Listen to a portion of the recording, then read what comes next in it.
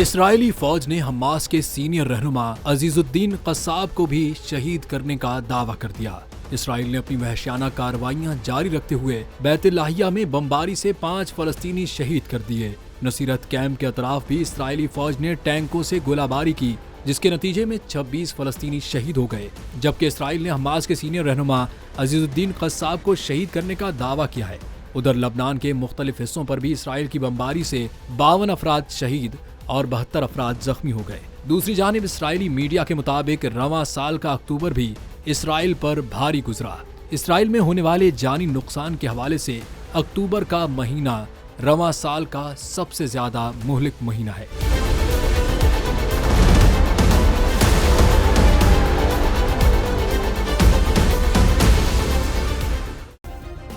Subscribe करें और bell दबाएं ताकि कोई खबर रह न जाए।